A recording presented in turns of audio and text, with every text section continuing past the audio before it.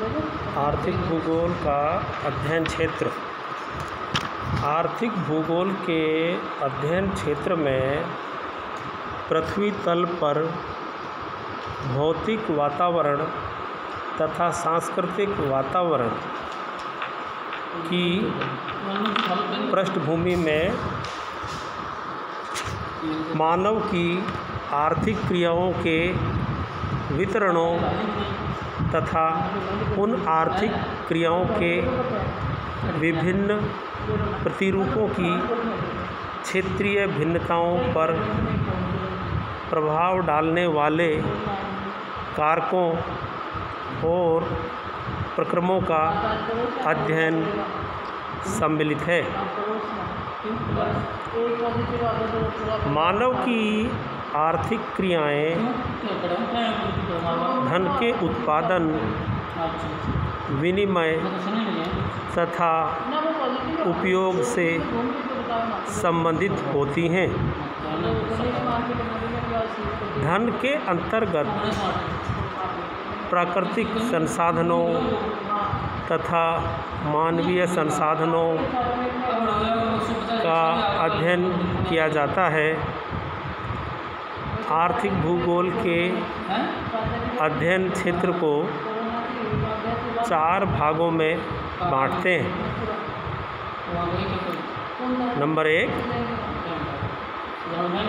प्राकृतिक संसाधनों का मूल्यांकन तथा मात्राकरण, जिनको आर्थिक क्रियाओं में प्रयोग किया जाता है। दूसरा, मानवीय संसाधनों का मात्राकरण तथा संभावनाओं का अनुमान। तीसरा, आर्थिक क्रियाओं का अध्ययन। चौथा, आर्थिक विकास, नियोजन एवं संसाधनों का सर्वोत्तम उपयोग। अब पहला, प्राकृतिक संसाधन। प्राकृतिक संसाधनों में 8 मुख्य हैं। पहला, प्रदेश या देश की स्थिति। दूसरा, जलवायु, जिसके अंतर्गत सूर्य से मिलने वाली शक्ति और उसका संसाधन के रूप में प्रयोग सम्मिलित है। तीसरा, स्थलीय संसाधन यानी भूमि, जो खेती करने, उद्योग और कारखाने लगाने, बस्तियां बसाने, मार्गों आदि को बनाने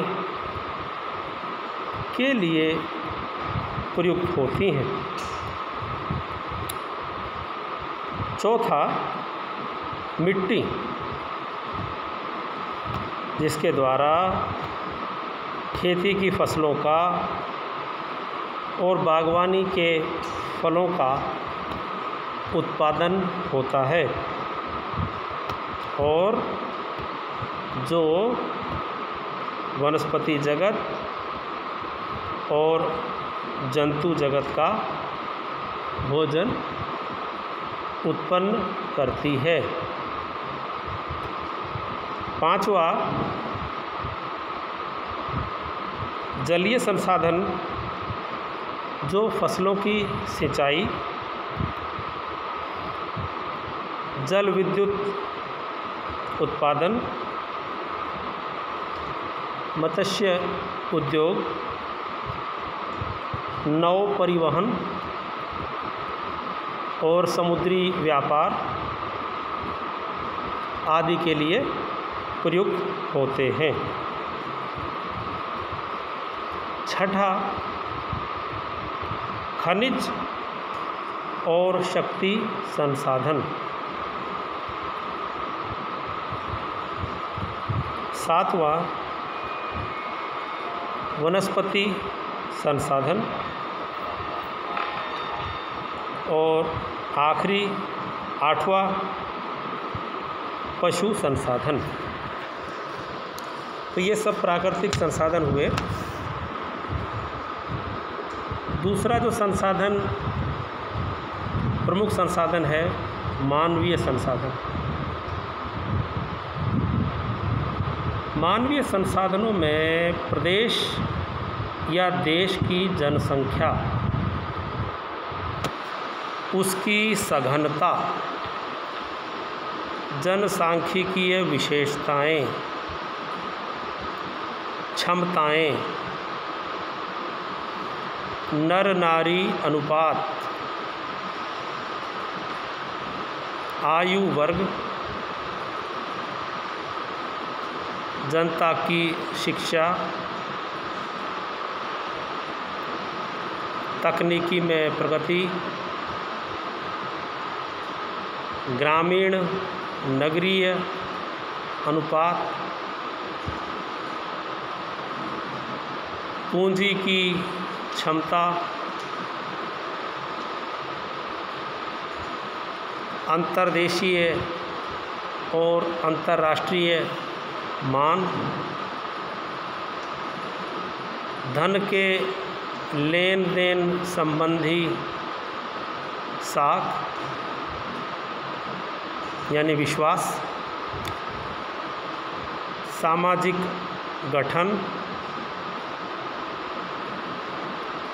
जीवन यापन स्तर तथा संस्कृति शामिल है।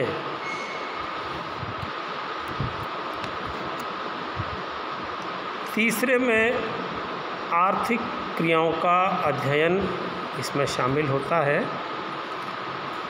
इसके कुल 10 पक्ष हैं जो संकल्पनाओं के रूप में इस प्रकार से हैं। नंबर 1, आर्थिक क्रियाओं का क्षेत्रीय या स्थानिक वितरण। नंबर 2, आर्थिक क्रियाओं की अवस्थिति।